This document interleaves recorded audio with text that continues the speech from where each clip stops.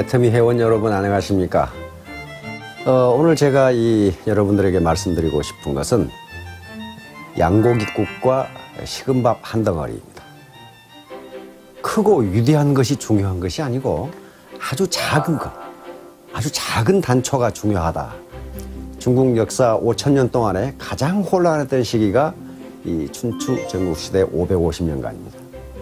그런데 춘추시대라는 말이 공자가 지은 역사책 춘추라는 말에서 유래했듯이 전국시대라는 말은 한나라 시대 유향이라는 학자가 쓴 전국책이라는 책에서 유래한 말입니다. 그런데 오늘날 우리가 사는 이 시대는 춘추 전국시대보다 그 변화의 속도와 폭이 훨씬 큰 시대입니다. 춘추 전국시대의 전략가들과 책사들 그리고 경세가들이 어떤 생각을 하고 어떤 전략을 구사했는지를 보면은 오늘을 사는 우리에게도 아주 좋은 교훈이 됩니다. 전국책이라는 책은 왕의 이야기가 아닙니다.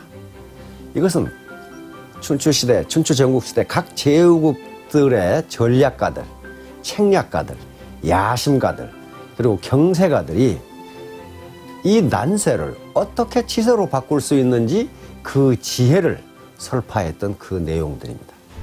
그런데 여기에 중산이라는 국가에 대한 이야기가 나와 있습니다. 중산은 제후국 중에서도 그렇게 큰 제후국이 아닙니다. 이 중산국 왕이 어느 날 수도에 있는 대부들을 모아서 큰 잔치를 베풀게 됩니다. 그런데 잔치에 초대받은 대부 중에 사마작이라는 사람도 있었는데 양고기국을 끓여서 잔치를 하는데 양고기국을 분배하다 보니까 하필 사마작이라는 대부 앞에서 양고기 국물이 떨어지게 됩니다.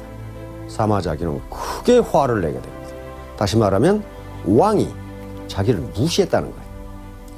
그래서 그 분을 참지 못하고 이웃 강대국인 초나라에 가서 초나라 왕을 설득해 가지고 중산국을 침공하도록 해서 중산국이 멸망해 버립니다. 그러니까 양고기 국물 한 그릇 때문에 나라가 멸망해 버렸어요.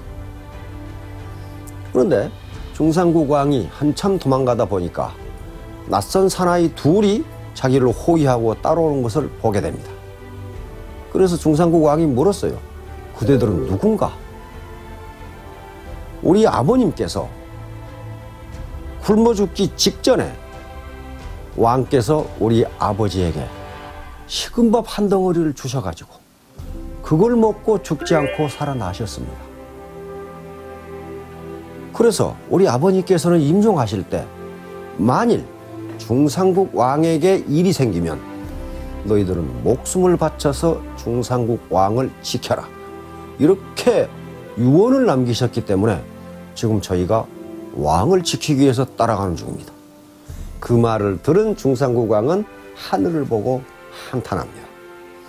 어떤 사람에게 원한이 생기게 하는 것은 무슨 거대한 일이라든가 불구대천지 원수가 됐기 때문에 원한을 사는 게 아니다. 그 사람의 마음을 상하게 하는 것. 그러나 이쪽 의도는 전혀 그 사람 마음을 상하게 할 의도가 없었는데도 상대방이 마음을 상하게 되면 원한을 사게 되고 그 원한이 예측할 수 없는 결과를 가져오게 되는 것이다. 유인 우주선이 올라간 것은 소련입니다. 구소련이죠. 보스토크 1호가 유리 가가린이라고 하는 젊은 장교를 싣고 대기권 밖으로 올라간 게 인류 최초의 유인 우주선입니다.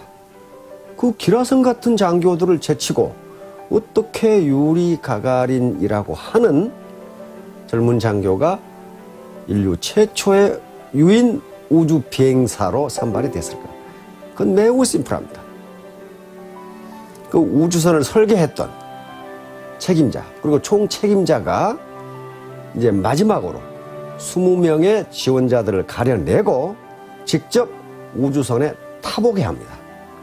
그 광경을 이 총 책임자는 유심히 보고 있었는데 그중에 한 젊은이에게 시선이 꽂힙니다.